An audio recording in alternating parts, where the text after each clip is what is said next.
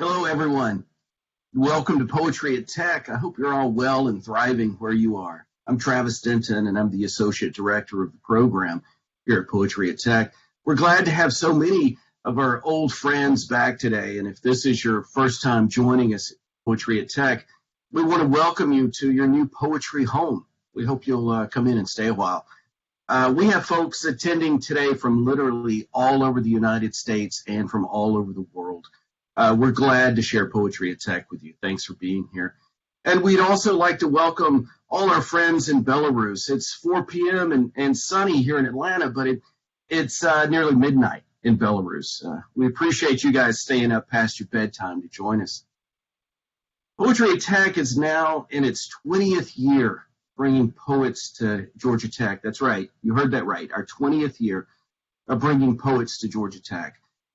Bringing poets to Atlanta, the Southeast, and well beyond that. And we're thankful for the generosity of Bruce McEver and the family of Henry and Margaret Bourne, whose gifts led to the creation of Poetry at Tech, and those gifts continue to keep us going today. In that 20 years, we brought nearly 350 poets to Georgia Tech. We're happy to share these gifts with you. We'd also like to thank our partners for today's event, the Westminster Schools and Martysevič Chard, along with the Atlanta Global Studies Center for their support.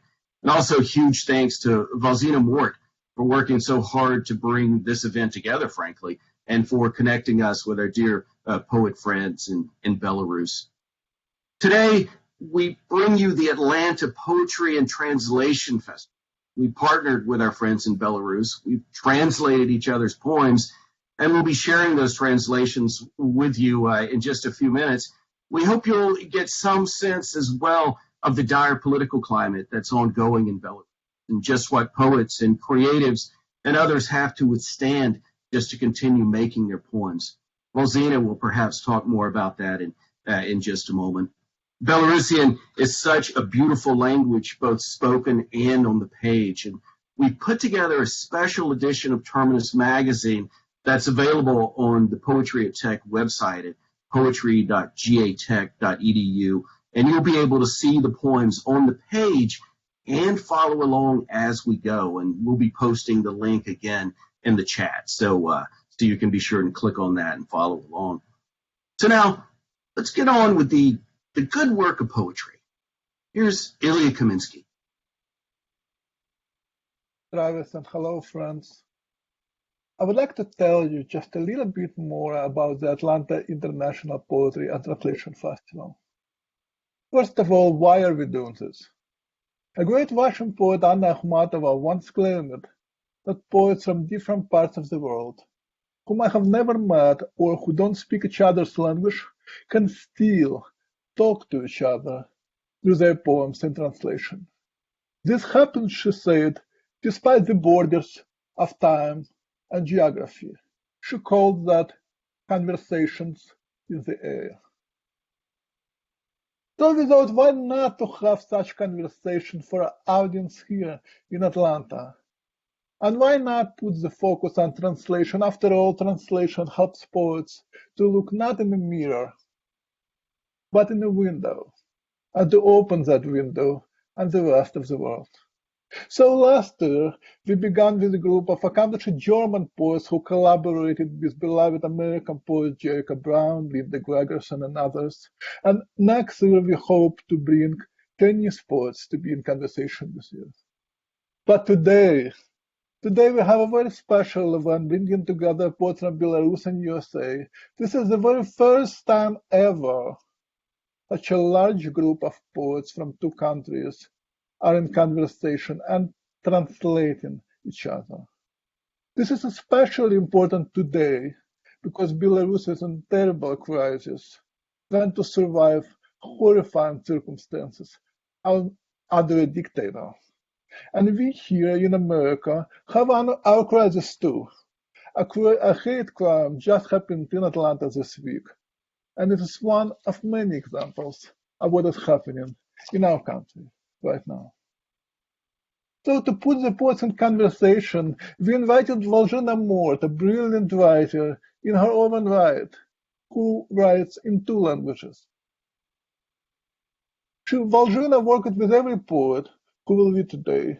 She assisted them with translation, and she will introduce poets as they come to the stage. But meanwhile, let me begin by introducing Valzhyna. Valzhyna Mort's third book of poetry, Music for the Dead and Resurrected, came out in 2020 from Farrar Straus and was named the best poetry book of 2020 by the New York Times, NPR, and others. Her other books are Factory of Tears and Collected Body. Born in Minsk, Belarus, she teaches at Cornell University and writes in English and Belarusian. Valzhyna Mort is a spellbinding poet. She writes about and out of a very historical crisis, yes, but with passion, even humor. Mort is a poet who is as comfortable in a lyric mode as she is in protest poetry, elegiac mode, erotic poems, poems challenging the voices of the dead. Whatever she writes, there is an incredible urgency. In her new book, The Music for Dead and Resurrected, she creates a world of images and metaphors that echo in our minds long after we have finished reading. How so? Perhaps it is because these poems about Belarus understand something about us, about our own lives in this moment in time, and they respond to the human grief that manifests itself, no matter where it is located. Valzhyna Mort.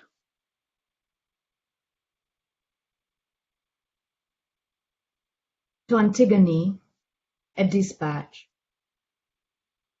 Epigraph. Allegro, for shooing off the police. Adagio, for washing the body. Scherzo, for soft laughter and tears. Rondo, for covering the body with good earth. Antigone, dead siblings are set. As for the living, pick me for a sister. I, too, love a proper funeral. Drag digging sisters, pop up burial. Landlady, I make the rounds of grave, keeping up my family's top-notch properties. On a torture instrument called an accordion, I stretch my bones into fingers of a witch. My guts have been emptied like bellows for the best sound. Once we settle your brother, I'll show you forests of the unburied dead.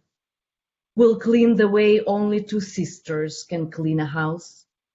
No bones scattered like dirty socks, no ashes at the bottom of kneecaps. Why bicker with husbands about dishes when we've got mountains of skulls to shine? Labor and retribution will share, not girly secrets. Brought up by dolls and monuments, I have the bearings of a horse and a bitch. I'm cement in tears. You can spot my graves from afar, marble like newborn skin. Here, history comes to an end, like a movie, with rolling credits of headstones, with nameless credits of mass graves. Every ditch, every hill is suspect. Pick me for a sister, Antigone. In this suspicious land, I have a bright shovel of a face. I've always preferred Cain. His angry loneliness, his lack of mother's love, his Christian sarcasm. Am I my brother's keeper? Asks his brother's murderer. Aren't we, indeed, the keepers of our dead? Let me start again. I prefer apples that roll far from the tree. Dry like a twig is umbilical cord tucked between legs. How did they cut it, Cain? With a stone? Under criminal record, right, mother, home. Under weapon, right, mother, home. It brings me an immense joy to see these poets, Belarusian poets and American poets, in this same virtual space. And it brings me an immense joy to introduce them to you. I will introduce them in pairs in which they have worked and translated each other, and these are the pairs in which they will also read together. And beginning our bilingual recital are Uladzimir Liankievič and Travis Wayne Denton.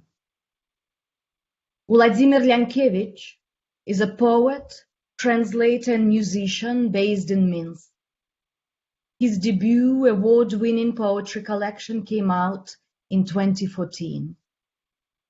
In the fall of 2020, he was detained twice by the authoritarian regime in Belarus and served 2 sentences. At his trial, Uladz was asked, why was he singing in the street?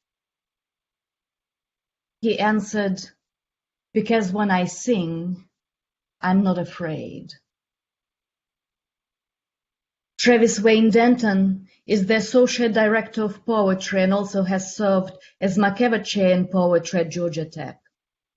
He's founding editor of Terminus magazine, where you can find all the poems we're reading today. His second collection of poems, When Pianos Fall from the Sky, was published by Marek Press. His poems are characterized by attention to detail that grows when the poet reaches out to others in order to repair a bygone rift, to make right, to give thanks, and to sing. Well, let us welcome the 2 poets singing first Against Fear. First, Uladz will read his poems in Belarusian, and then Travis will read the translations of Vladimir poems in English. Then Travis will continue with his own poems, and will finish with Belarusian, with Uladz reading Travis's poems in the Belarusian language. Welcome, Uladz and Travis.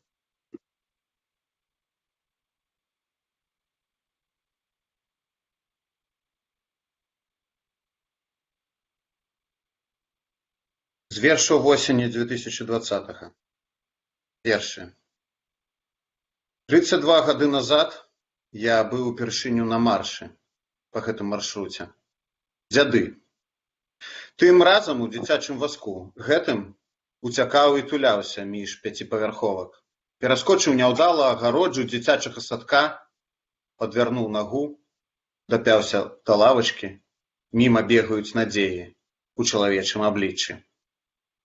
Каб жа нехта мяне пасадзіў у вазок, як 32 гады таму, і вывез бы адсюль. Другое. Усю ноч у двары білі людзей, усю ноч у двары білі людзей, брахалі сабакі, брахалі сабакі. Вы чулі? Супакойся, табе падалося, нікога не білі. Нікога не білі, бо ты б не пачуў удары дубінкі па целе. Бязгучна б'е дубінка па целе. Трэцяе. Суд праз біты айфон ахоўніка. Сядай у гэтай каморы. Глядзі, батарэя сядае, будзем судзіць паскорана. Таму не трэба пярэчыць, гэта ў тваіх інтарэсах. Бо калі батарэя сядзе, ты не пачуеш прысуду.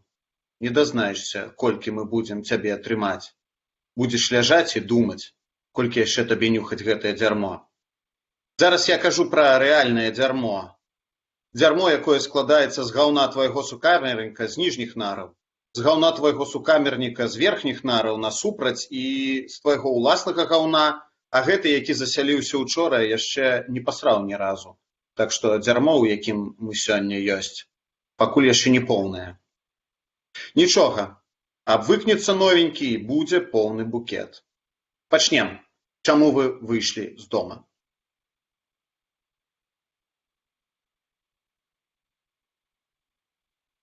Thank you so much, Ulad, and thank you as well, Valzhyna. Thank you. It's a joy and a pleasure to read with everyone, all these amazing poets.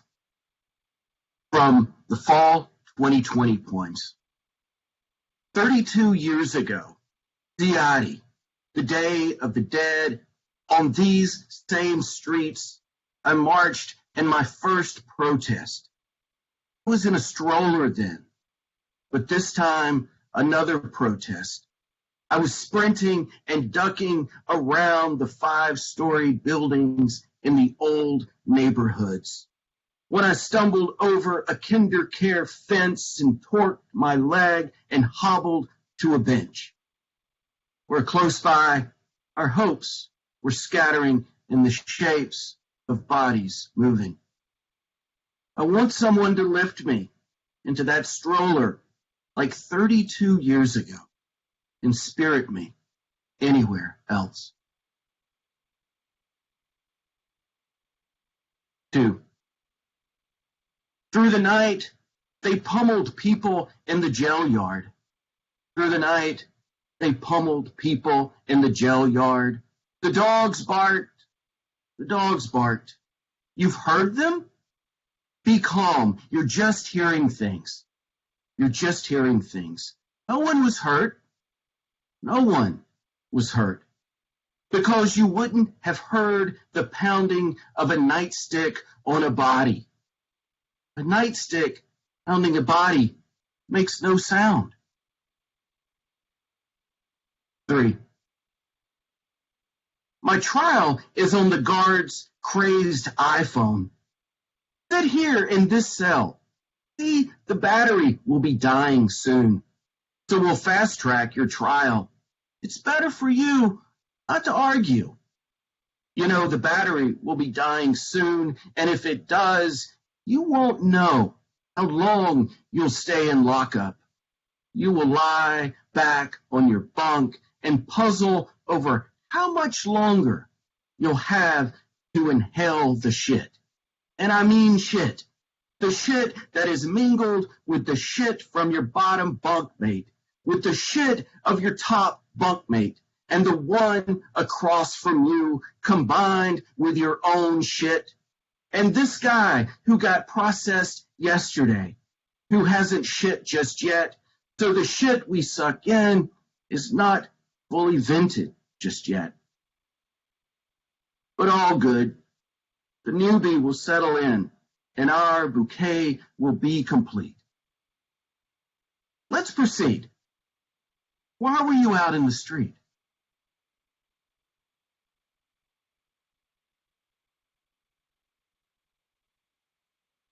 Here's what the satellite saw.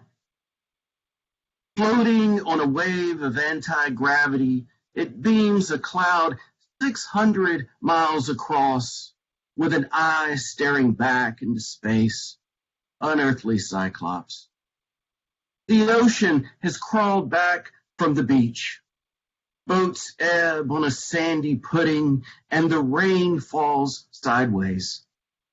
Amid boil warnings, we stew our nouns and verbs into simple sentences by candlelight. If this is the apocalypse and the zombies toddle out near dusk, we'll be there like empty grocery store shelves, canned goods burrowed out the sliding doors, our hearts like batteries. We brush our teeth in bottled water as the water on the street rises, and the storm surge in all of us, in all its holy ghostiness, pronounces us alive, as we Google what to make with the hell the storm left. Ice cream? Or if it's enough, we'll pack our wounds with it. Praise the dark, the street lights out, the moon out, no planes overhead, no sirens, dog walkers kenneled for the day. Whole cities sparking as lines go down. And you roll over, touch my face, and remind me. Happy apocalypse, baby. Happy apocalypse. This is all we get. Letter to those who prophesied my doom, a fragment. When you wake, you will find yourself in a wasp's nest, the walls draped with buzzing wings, painted like cathedral windows. Your dinner will crunch with the broken bottles of your youth. When you pass a mirror, it will not recognize you.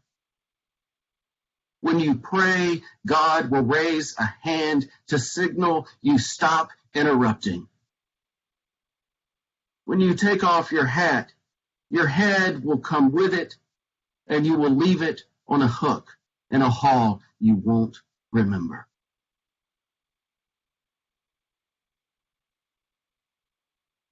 Тревіс Дентон побачыў спадарожнік.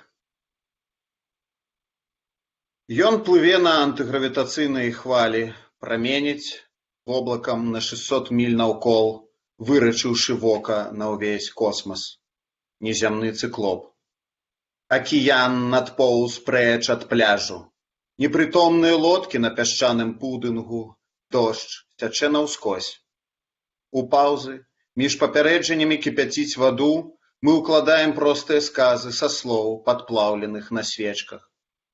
А раптам гэта апакаліпсіс. І на змярканні павылазяць зомбі. Мы будзем, як пустыя крамныя паліцы, як бляшанкі ў глыбіні за рассоўнымі дзвярыма, нашы сэрцы, як батарэйкі.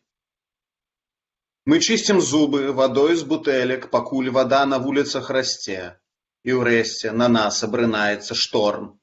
І ўсёй сваёй прывіднасцю абвяшчае нас жывымі, а мы гуглім, што рабіць з градам, які застаўся пасля шторму. Марозіва? Ці проста абкладзем ім нашыя раны? Слаўся цемра, ліхтары не свецяць, месяц таксама, ані самалётаў у небе, ані сірэнаў. Выгульшчыкі сабак у будках хаваюцца цэлы дзень разарванымі правадамі, іскрацца гарады. Ты паварочваешся і, крануўшы маю шчаку, гаворыш: вясёлага апакаліпсісу, мілы, вясёлага апакаліпсісу. Вось і ўсё. Ліст да прадказальніка майго скону. Ты прачнешся ў асіным гняздзе, гудзеннем задрапіраваны сцены, крылы, нібы вітражы. Змяшаная з бітым шклом тваёй маладосці вячэра будзе хрумсцець на зубах. Ты пройдзеш міма люстэрка, яно не пазнае цябе. Ты будзеш маліцца, а Бог падыме руку, маўляў, не перашкаджай. Ты здымеш капялюш, разам з ім здымецца твая галава, і тады ты павесіш іх на кручок у пакоі, забыўшы, у якім менавіта. Дзякуй. Thank you. Thank you, Uladzimir. Thank you, Travis. Our second pair is Maryja Martysevič and Chard. Maryja Martysevič is the author of 3 poetry collections, the latest one of which received the Book of the Year Award and the Best Poetry Book of the Year Award in Belarus 2018. She is a founder of book series called Amerikanka, which publishes translations of American literature in the Belarusian language. Her poem, Give Birth to a President, is a feminist response to a poem, Kill the President, by another Belarusian poet. And while the dictator is still alive and busy with killing, Maryja has kept her poetry word and given birth to her children. Her essays on the prison-like atmosphere of Belarusian maternity hospitals and the struggle of Belarusian language families with a school system in their own country have broken the iron ceiling of censorship, propaganda, and silence. Mario Chard is a former Wallace Stegner Fellow at Stanford University, a winner of the Dorset Prize, the Georgia Author of the Year Award in Poetry, and the Discovery Poetry Prize. His book, Land of Fire was published by Tupelo Press in 2018 after over 10 years of writing that has taken him to the southernmost tip of his mother's Argentina, Tierra del Fuego, the Patagonian island of fire and ice. A poet of immigrant experience and borderlands, Chard says that at the heart of his work is machismo, its burden and inheritance. He speaks to the central flaw of machismo, and I quote, "The way a man's abuse of power will always strip him of the kind of loyalty that makes the power last." Please welcome Maryja and Mario. Hello. Oh. I'm going to read my two poems in Belarusian. З книги «Амбассада» 2011 года. «Народи президента». Ты кажешь, голкай цензуры зашиты твой рот, і ванітоў нічым сёння ўжо не будзе, а па мне ўсё ў тваіх руках пакладзеных на жывот. Нарадзі прэзідэнта, якога хочаш, сабе і людзям. Ты кажаш, народ і мова заняпалі дашчэнту, дык зачым затрымка? Нарадзі прэзідэнта, скажы сабе, як спадарыне Лінкальны Кеннеді, і нарадзі. І ён вырасце і зможа ўсё зло на свеце змагчы. Папа Рымскі будзе сядзець ад яго злева, голуб міру будзе сядзець у яго на плячы, а лянок яго брытанская каралева. Бо вы малайцом, мамаша, ўсё зрабілі як трэба, і цяпер усё будзе іменем айца і сына, і арол дэмакратыі будзе лунаць над тваёй краінай, хоць, магчыма, там будзе банальнае мірнае неба. І ты прычына таго, што здохла нешта вялікае ў лесе, прымаючы ў пасляродавым журналістаў маленькімі групкамі, адмовішся ад мілыўніцы і адмовішся ад вілыўніцы і на радасць кансерватыўнай прэсе аддасі перавагу хутару недзе пад крупкамі. Ты пасадзіш ля хаты півоні, флоксы і мак. Ён штурхаецца ножкай. Гэта хорошы знак. Адчуваеш ва ўлоне вірою плацэнта? Нарадзі прэзідэнта. І другі верш, крыху менш іранічны, з будучай кнігі «Водопадзел».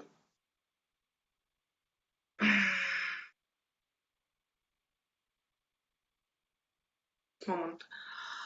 Прыгарадная маршрутка, няміга дудуткі, па паўднёва-паўночнай трасе нясецца воўкам. Тут варагі валююць з грэкамі 5-е суткі, а пасля хоць зямля ім пухам, хоць шляхам шоўкам. Аглядае турыст, нямігі, крывавыя берагі, відашукальнік, паставіўшы як ларнет. А ніякіх візаў, 66-й санет і страхоўку спыталі памежнікі на мяжы. Паглядзіце направа, гэта сцягі, сцягі. Паглядзіце налева, гэта крыжы, крыжы.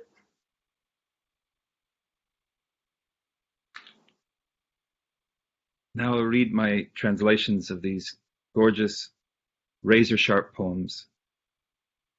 Give birth to a president. You say the censor's needle has your mouth sewn shut and ask, what could be more sickening than today? I say, it's all in the hands that rest on your gut. Give birth to the president you, your people, want. You say our nation and language are both in decline. Why waste any time? Give birth to a president. Tell yourself, I'm Mrs. Lincoln, Mrs. Kennedy, then have the baby. And he will tower over evil when he's older. On his left, the Pope himself will find a seat. A dove of peace will sit up on his shoulder. The British Queen will rest at his feet. Because you, dear mother, will have done everything right, and all will be done in the name of the Father and Son, and the eagle of democracy will float over your land, though its sky may look bland and quiet. Then you, the reason why something great died in the forest, posting the journalist gaggles postpartum, refusing the villa in Nice, praised by conservative press for the Krupke farm far from stardom, you will plant peony, phlox, and poppy outside. He kicks his small foot, a good sign. Do you feel in your womb the twirl of placenta, its resident? Give birth to a president.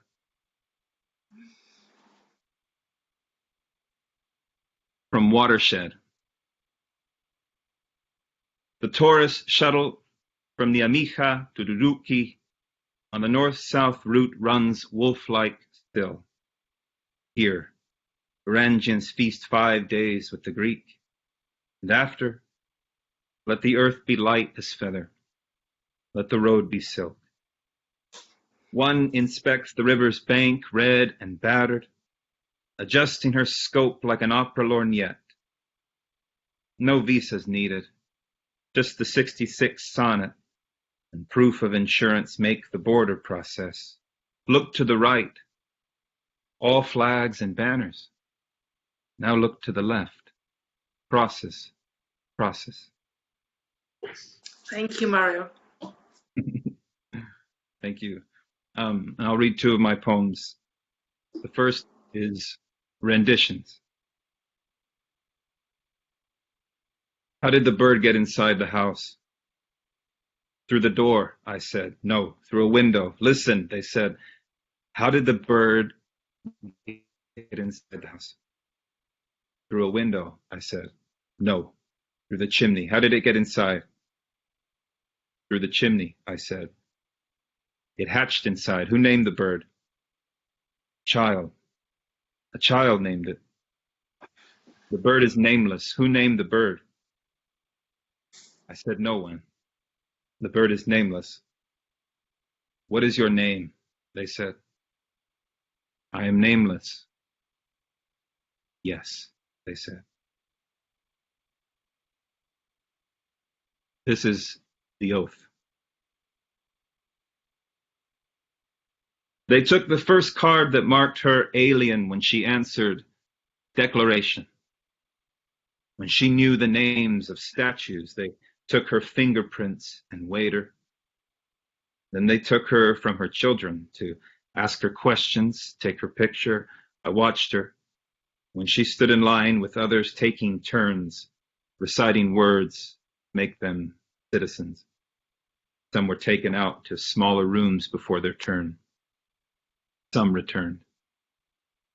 In the oath, my mother cleared her throat before a word, then said the word, made the same sound I knew to listen for when I had lost her in a crowd, in the aisles of a store. The sound was louder than the oath.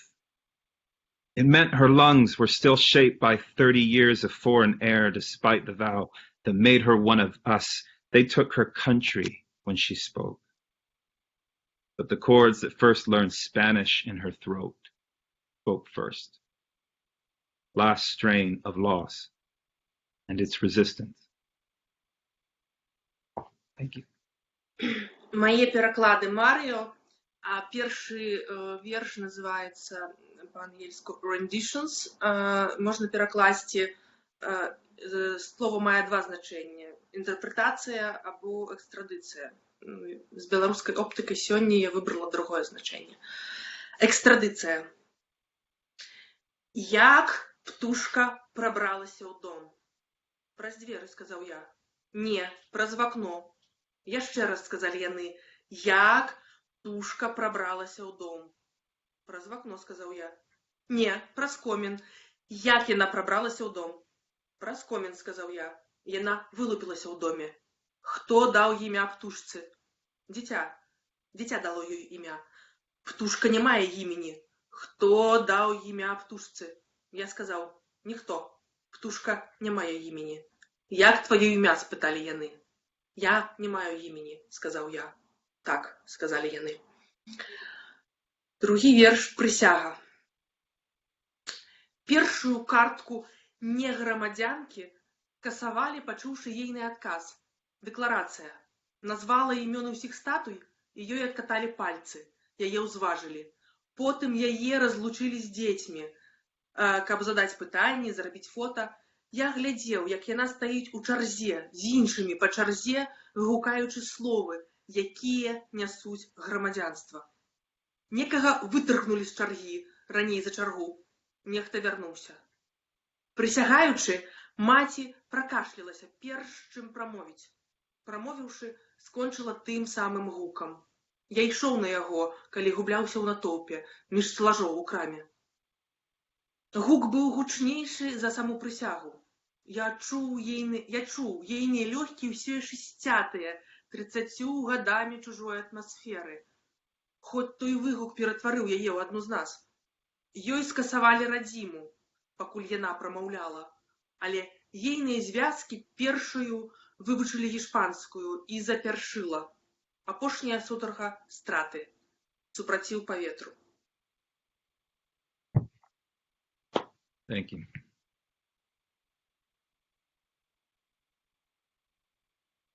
Thank you so much, Maryja and Mario. And our next poetic pairing is Ilya and Hanif Abdurraqib. Yulia Cimafiejeva is an award-winning poet, translator, and photographer. She is the author of 3 poetry collections in Belarusian, and her books have also been released in Germany and Poland. At the end of 2020, Swedish Pen Center published her protest diary, which details daily life of a poet and protester under the Belarusian regime. The first poem Yulia is going to read describes her brother's arrest. In this diary, I read the details of her brother's prison stay, and I quote, "There were 14 of them in the cell meant for 6. They slept on iron bunk beds with neither mattresses nor bed linens, and the light was constantly on around the clock. They were not allowed to lie down on the beds after the wake-up call. The water was cold, and there was a hole in the floor without a working flush for a toilet. Only in the morning they were given some unidentifiable porridge and sweet tea." Hanif Abdurraqib is the author of A Little Devil in America, a stirring meditation on Black performance, out from Random House this month. His third book, Go Ahead in the Rain, Notes to a Tribe Called Quest, became a New York Times bestseller, was a finalist for the Kirkus Prize, and was longlisted for the National Book Award. His second collection of poems, A Fortune for Your Disaster, was released by Tin House in 2019, and it won the 2020 Leonard Marshall Poetry Prize. In one of his interviews, Hanif discusses the difficulty of articulating heartbreak.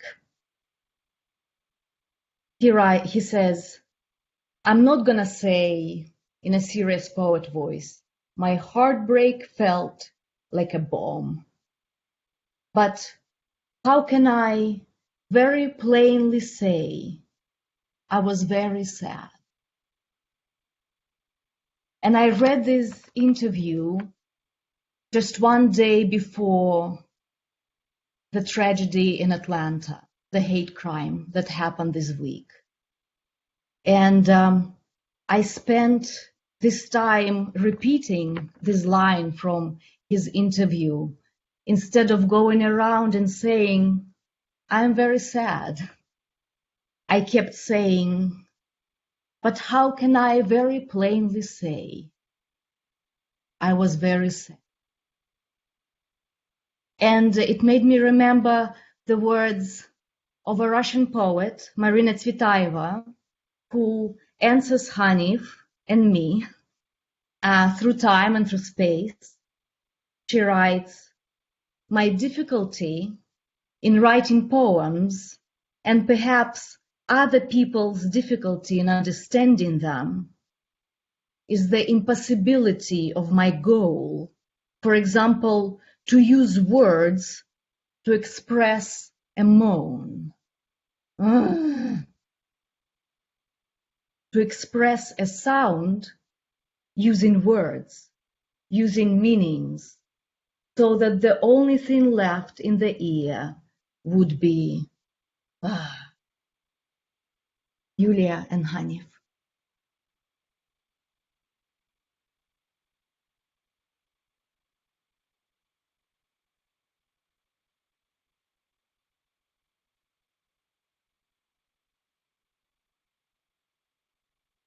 Yulia, your microphone is not on.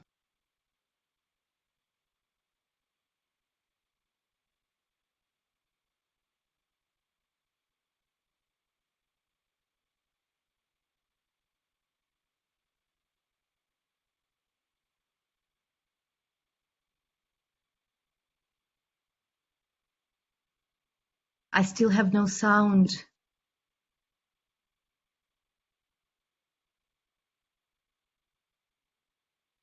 You turn it on and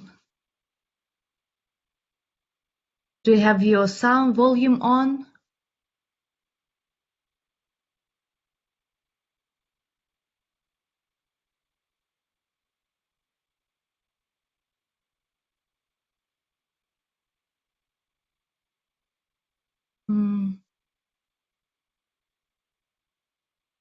Yeah, perhaps Hanif would start while Yulia is figuring out her microphone.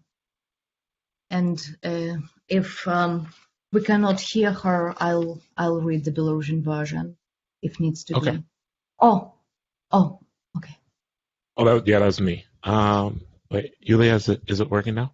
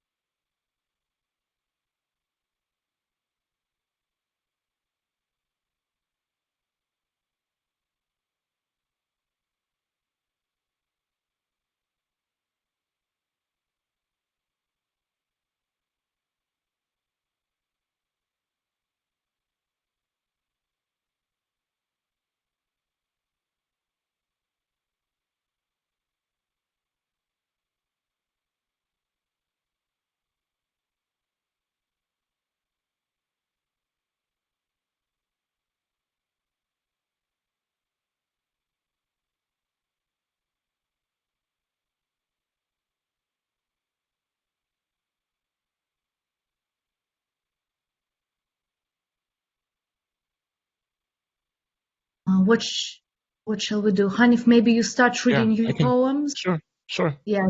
Should I read mine or should I read Yulia's poems? Well, how about you read Yulia's in English, and then we hope that she can join us with Belarusian. Well, I will just say that it was a real honor to get to spend some time with this work and to translate it a bit, and it's also an honor to read with everyone here. It's been a real joy to kind of to do this and to get to see so many peers and friends from afar. This is They Have Me. Through a small opening in a concrete fence, I study the shape of the tyrant's nose. Is it Dzerzhinsky who binds you in this far-away police station, armless, with a sharpened nose, signing protocols, fixing your hands at your back with handcuffs or cable ties? I cannot tell from behind the fence. Sends you into a white police van as perfect as a refrigerator. They have me. Now we stand. We wait on this side of the fence. Like children, we watch through an opening, the torturer made of stone, the waddle of a police van driver, the shiny space helmets in the light of an orange bulb. All a police bulb knows is to follow orders. The bulb cannot disobey. The bulb took an oath to serve the people of the Republic of Belarus and will shine or not shine as the commander-in-chief orders. A guard waves a white flag that cuts through the dark, holding the names of our relatives. The guard says, move away from the fence. You slow down the process of documentation. You disrupt my work. They aren't going to be released. They will all be transferred further through the fence. The bust approvingly smiles. When the daylight came, I saw it is not Dzerzhinsky. It is Comrade Frunze, different man, same crime. This poem is 1986. We could not carry our leafless houses, could not manage to lift them onto our shoulders with our freshly plowed vegetable gardens. We didn't dig the roots out of our graveyards and replant them into pure soil. The apple orchards have shut their pink eyelids, growing silent in hopes for our return, and when bearing fruit, their buds filled with redness, it was only the wild cats guided by the stars that returned. Apples fell and rotted, crosses dried up without our tears, vegetable gardens tangled in frozen weeds, and our old houses grew old, lost their memories, knew only misery. Strangers tore out planks of our floors, took our tapestries of bright peacocks from the walls, stole all our belongings until our houses withered away. When we returned years later, there were only crosses in the graveyard, waving at us with their embroidered rags stitched together with old linens. Neither houses, nor vegetable gardens, nor apple trees recognized us. No matter how our generous ancestors pleaded from newly cleaned graves, neither houses, nor vegetable gardens, nor apple trees forgave us anything. Thank you, Hanif. Can you hear me? Yeah. Oh, that's it, because I reloaded. I'm here. So, what am I going to read my poems in Belarusian language, I guess? Valzhyna, what do you say? Yeah? Yes, please, Yulia. Now read in Belarusian, and then read Hanif's poems in Belarusian, and then Hanif will finish on English. Yeah. Okay. Забрали. У чорную шчыліну бетоннага плота прабуй разгледзець нацаты профіль мучыцеля. Гэта Дзяржынскі вас там дзяржыць у бараўлянскім аддзеле міліцыі, бязрукі Дзяржынскі з завостраным носам падпісвае вам пратаколы і адпраўляе з рукамі за спіннай у кайданках ці сцяжках з-за плоту не бачна у алтазак, белы і правільны, як халадзільнік. Забралі. І вось мы стаім, мы чакаем па гэты бок плота. Мы сочым, як дзеці, ў шчыліну, за катам каменным, за развалістой паходкай кіроўцы, за бліскучымі шлемамі касманаўтаў у святле аранжавай лямпачкі. Міліцэйская лямпачка таксама проста выконвае загад. Лямпачка таксама не можа аслухацца каманды «вкл», лямпачка прыняла прысягу на вернасць народу Рэспублікі Беларусь і будзе свяціць або не свяціць, як загадае ёй галоўнакамандуючы. Лысаваты начальнік, у цемры падобны да чалавека, махае белым сцяжком з імёнамі наших родных. Отойдите подальше от забора, вы замедляете оформление, вы мешаете работать, их сегодня никто не выпустит, все поедут на Жодина. За плотом ухвально шчэрыцца бюст, носом складаючы протоколы. Днем я побачила, у шчыліну, это не Феликс Дзяржынскі, это товарищ Фрунзе, один хер. And another poem that Hanif has already read is called 1986. I don't know whether there was any commentary about that poem. The date is very significant for Belarus. It's connected with Chernobyl catastrophe. Maybe in the world it's more known that it was Ukraine who suffered a lot from the Chernobyl catastrophe, but Belarus was also a disaster for us, and my family was evacuated, and I was evacuated with my family when I was 4. And that's a poem about our return into the place that is forbidden to come to. 1986. Мы не смогли забрать вас с собою, безногие наши домы. Не смогли узвалить вас на плечи, вынести на себе свежеузаранные городы, могилки. Мы не здолели выкопать с кореннем ваши крыжи и пересадить их у чистую глебу. Яблоневые сады, туліўшы беларужовыя павекі, вы замоўклі з надзеяй, чакаючы на наша вяртанне, і калі цэзіем аплодненыя, чырванню наліліся вашы завязі, толькі здзічэлыя і згаладалыя кошкі па зорках вярнуліся назад. Але яблыкаў вашых яны ўсё роўна не елі. Яблыкі ападалі і гнілі, крыжы высыхалі без нашых слёз, гароды заблытваліся ў пустазеллі і заміралі. А нашы дамы старэлі.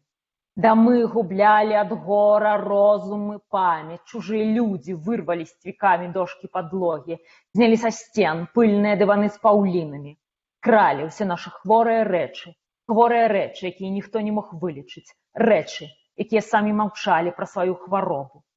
Рэчы, без якіх нашы дамы зморшчыліся і шчаўрэлі. Праз много гадоў мы прыехалі ў госці, і толькі могілкавыя крыжы памахалі нам вышываным ашмотцем старых рушнікоў. Ні дамы, ні гароды, ні яблыні нас не прызналі. І як не ўпрошвалі нашы добрыя продкі са сваіх свежапрыбраных магіл, ні дамы, ні гароды, ні яблыні нам нічога не даравалі. Thank you for your attention. And now I'm going to read the translations of two poems by Hanif. The first one will be «Як чорнаскурыя могуць пісаць пра кветкі ў такі час».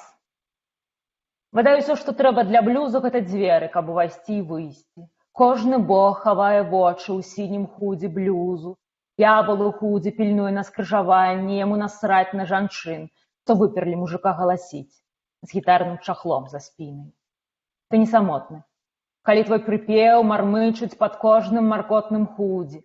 Бадай, усё, што трэба для блюзу, хтосьці нечым расчулены і караван рук, занятых уласнай уцехай. Калі ты не можаш вылепіць з гэтага песню, то няма ні бога, ні д'ябла, здольны хоць неяк прыстроіць твою душу. Бацька стаіць над сынам у слязах і гыркае. Ты ў мяне яшчэ паплачаш, быццам гэта не ён прывёў дзіця ў свет, якому абодва яны непатрэбныя. And another poem, and I must say that I haven't heard how Hanif reads these poems, so I don't know how they sound in his original presentation, but that's my variant. And another poem, the second one. Калі жыццё такое кароткае, як сцвярджаюць нашыя продкі, чаму ўсё, што я хачу, яшчэ не ля маіх ног?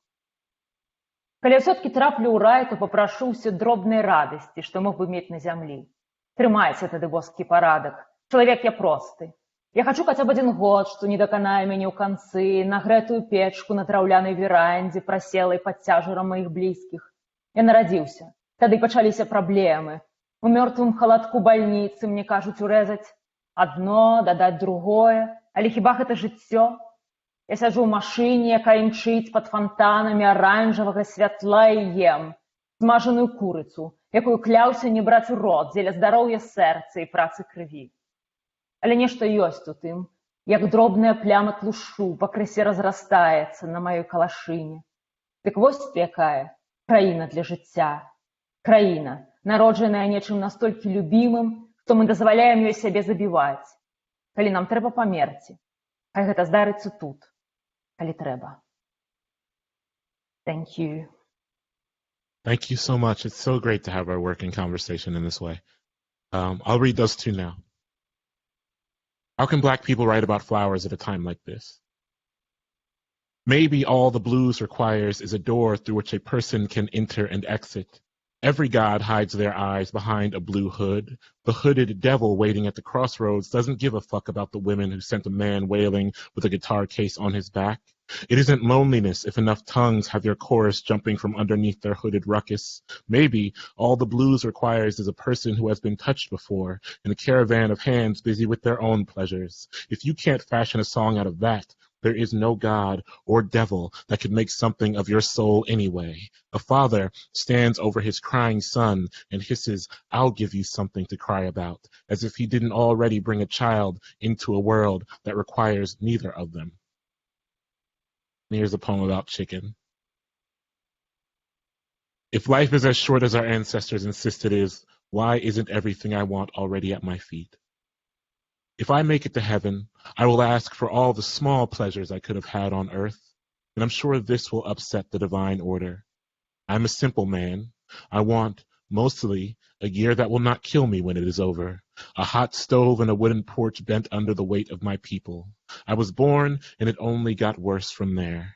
In the dead chill of a doctor's office, I am told what to cut back on and what to add more of, and none of this sounds like living. I sit in a running car under a bath of orange light and eat the fried chicken that I swore an oath to stray from for the sake of my heart and its blood labor. Still, there is something about the way a grease stain begins small and then tiptoes its way along the fabric of my pants. Here, Finally, a country worth living in, one that falls thick from whatever it is we love so much that we can't stop letting it kill us. If we must die, let it be inside here, if we must. Thank you.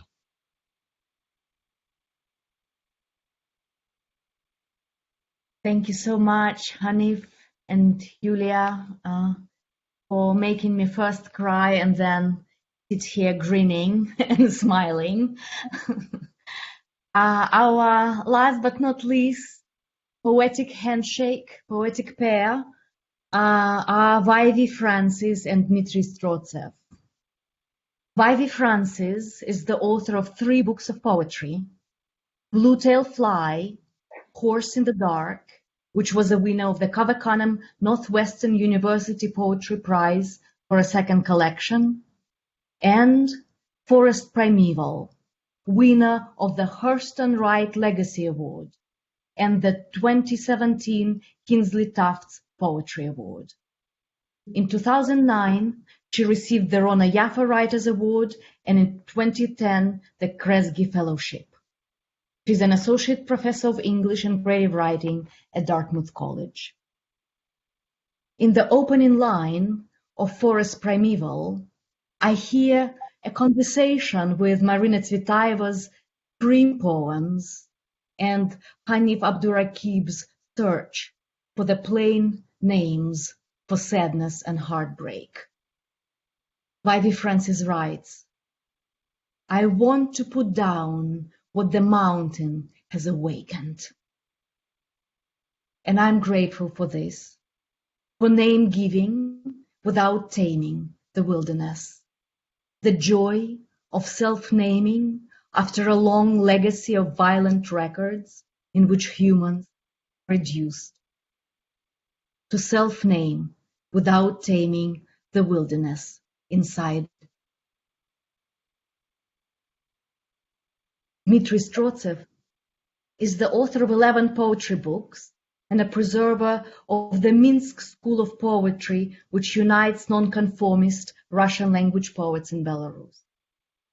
An architect by education, Strotsev was kidnapped from the street while walking home and found himself first in the KGB and then in prison this fall.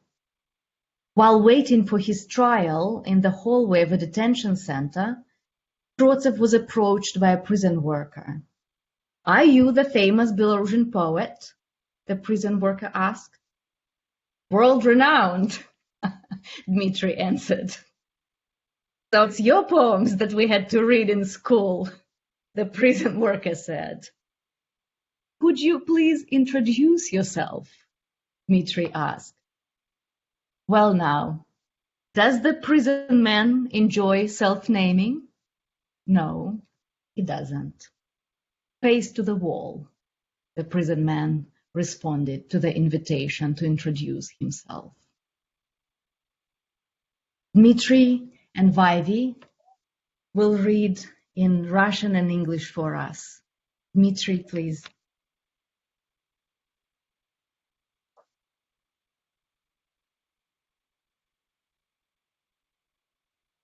Хлеб. Сергею Масловскому. Я видел подушку из хлеба, пыточной, на Окрестино. Что еще сказать о чудовищах, убивающих тело? Боже, посети истязаемых, корченных на бетонной постели, положивших под голову хлеб и части.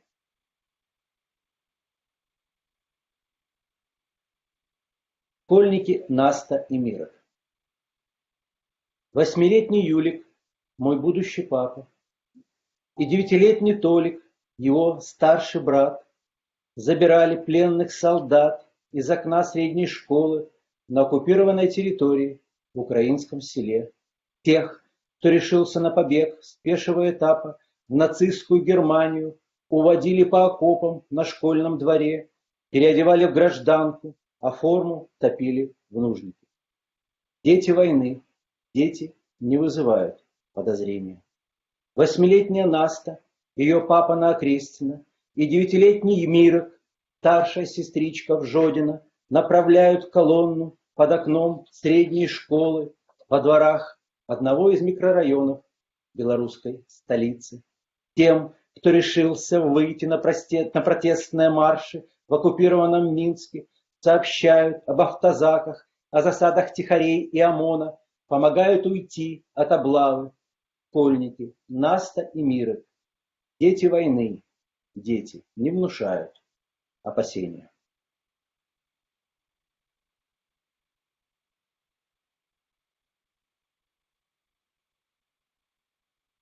It is a great honor, Dmitry, and it's with deep respect that I translate your work, and I'm so happy to be translated by you across these borders and backgrounds.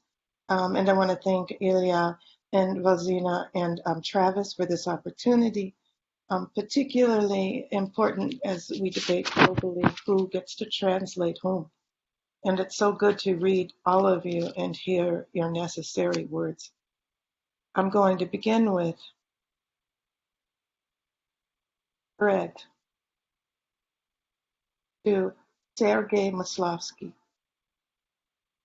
I have seen a pillow of bread in the torture chamber in a Christian prison. What else to say about monsters rending the flesh? Lord, visit the tortured, the racked on a concrete bed, who put under their head the bread of communion.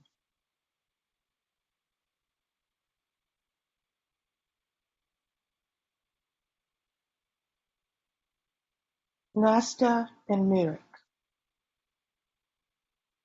An 8-year-old Ulik, my future father, and the 9-year-old Tolik, his older brother, slipped captured soldiers through a window of a middle school in the occupied territory in a Ukrainian village. Soldiers who dared to escape from a forced march to Nazi Germany. The children led them away through the trenches in the schoolyard, changed them into civilian clothes, and sank their uniforms into an outhouse. Children of war. Children don't arouse suspicion. An 8-year-old Nasta, whose dad is imprisoned in Okrestin, and a 9-year-old Mirek, his older sister in Zodina. Guide a column of people under the windows of a middle school in the yards of one of the districts of a Belarusian capital. Those who risk protest marches in occupied Minsk. The children warn about police vans, about ambushes of plainclothes and riot police. Help to avoid the ambush. School kids, Nasta and Mirik. Children of war. Children don't arouse apprehension.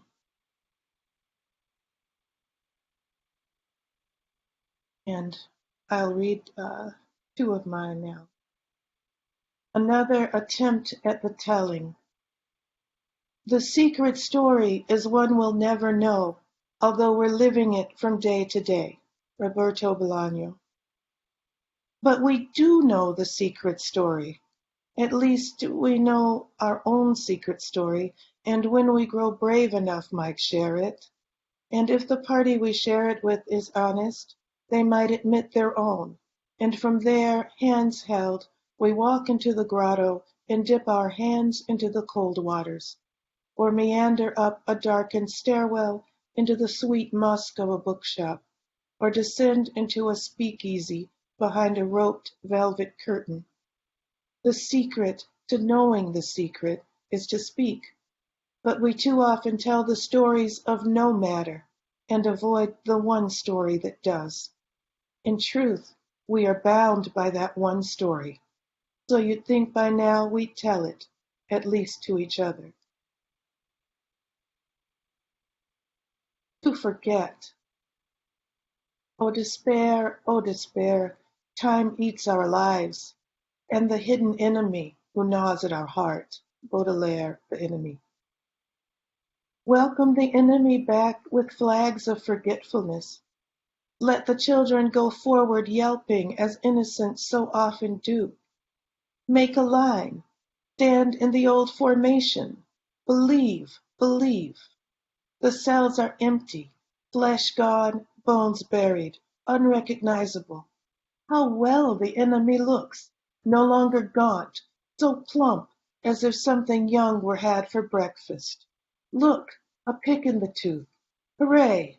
Bring the enemy back at night by boat or plane.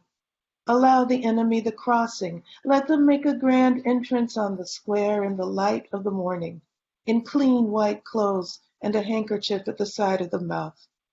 Let us forgive as the books would have us do. So what the dead past? Only the old dare remember, and they are without teeth. So be it, the gone, gone. Hasn't the enemy been through enough? Wasn't the enemy there?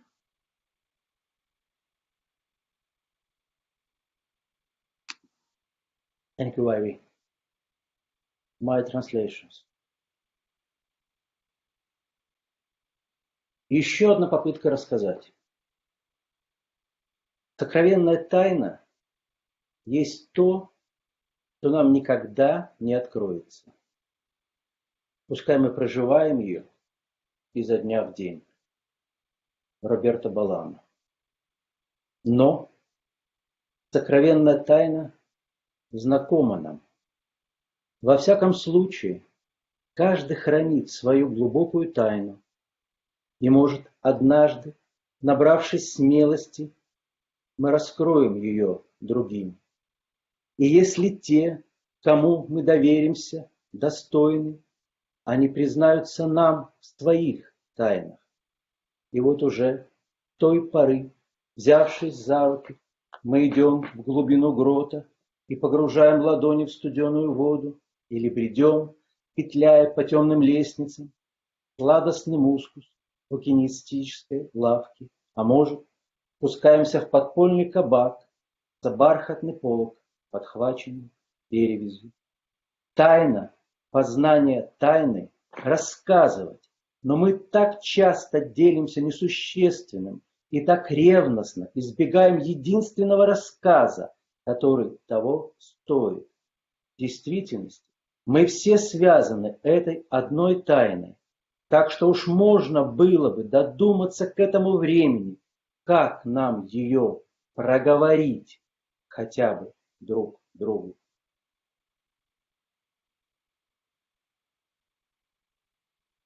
Не помнить. О горе, впившись в грудь, вливая в сердце мрак, высасывая кровь, растет и крепнет враг. Шарль Бадлер «Враг». Перевод Эллиса. Встречайте возвращение врага знаменами беспамятства, и пусть детки бегут впереди, повизгивая, как сама невинность. Организуйтесь в шеренгу, станьте в почетный строй, доверьтесь, доверьтесь, клети пусты, ткани распались, кости в ямах, уже до полной неразличимости. Какой свежий вид у врага, без прежней худобы, такой румяный, словно что-то юное проглотил на завтрак. Смотрите, зубочистка в десне, ура!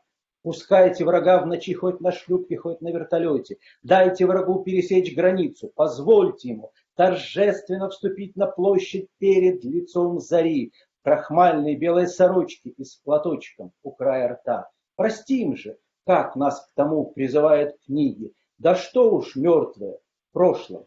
Разве старики еще рискуют припоминать, да и те без зубов? Пусть уж все так и будет. Что прошло, то прошло. Неужто еще недостаточно враг натерпелся?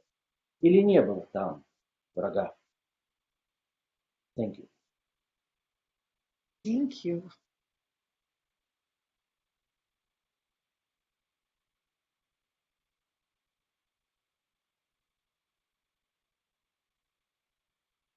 Wow. Wow, everyone. I have to say, I think I speak for everybody when I say I'm just not ready for this to be over. Is that really the end, Valzhyna? You know, those of us who speak all three languages that we heard, English, Belarusian, and Russian, we have the triple dose of joy right now. It is amazing.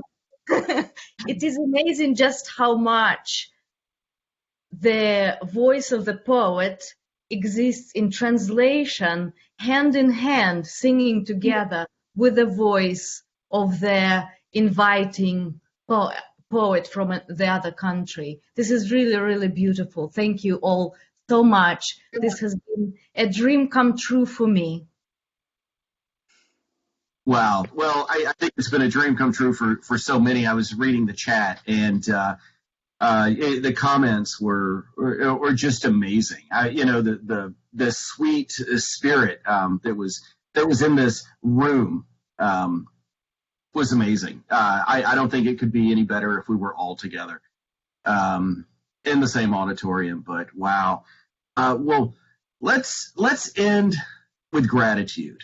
I can't think of a better way to end, but to end with gratitude. I want to thank, Valzhyna, I want to thank you for all the work you put in to bringing us all together. Just amazing. Thank you. Thank you so much. I just would like to say that every good poet and every good poem deserves a translator. And I just hope that it is a gift for everybody, because a poem continues its life in translation. And so I hope that the life of everybody's voice got extended and enlarged today. I feel sure that it did. Absolutely right. And I want to thank Dmitry, Maryja, Ilya, Uladzimir, Vievee, Hanif, Maryja, absolutely fantastic. And you, Ilya, it's great to see your smiling face here today, and everyone else. I want to thank Team Poetry at Tech, the folks behind the scenes. Skanda Prasad, our tech wizard who makes everything go so smoothly. You don't see Skanda, but if he turned on his camera, you would. Maybe he will. But flipping all the buttons, making everything happen, sending you all the links. So thank you, Skanda. He's also our Poetry at Tech webmaster. Keeps everything going on the web. Bianca Bordianu, thanks so much. Bianca is our design and social media pro, keeping us out there in the world. I want to thank Richard Utz, our fearless chair of the Department of Literature, Media, and Communication, for his support of these events and just keeping the arts alive and well at Georgia Tech. Thanks to all of you, our audience, our attendees, for being here today and for sharing in this wonderful moment with us. What a joy. Let me tell you a little bit about what's coming up at Poetry at Tech. Our next reading is going to be on April 7th. That's going to be with Arthur Z., Maggie Smith, and Bruce McEver. That's our McEver poetry reading. So I'll be sending out more information. And remember, for you guys, that this is your first Poetry at Tech event. This is your new poetry home. So please keep coming back. You're always welcome, and we want you here. We have poetry workshops coming up this Saturday with Maggie Smith, but unfortunately, we had to close that one out. I mean, we had legendary folks want to be in that workshop, legendary numbers. So we're thrilled about that. So we had to close that one out. But Ilya Kaminsky, our own Ilya Kaminsky, is offering a workshop Sunday, March 28th. You can still go to the Poetry at Tech website and register for Ilya's workshop. And I'll be doing a workshop as well in April. That's Saturday, April 17th. You can go to the Poetry at Tech website to register for my workshop, too. I'd love to see you there. And, of course, buy some books, folks. Buy some books. You can go to the Poetry at Tech website. We have the links for books for all the readers here through Acapella Books, Atlanta's oldest independent bookseller. It's great to support them. They support us, and we love them. That's all we have. Everybody, stay safe, and we'll see you next time. Wishing you only good things, always. Thank you, everyone. This was a real honor. Thank you. Thanks. Thanks. Thank you. Goodbye. Bye. Bye. Bye-bye.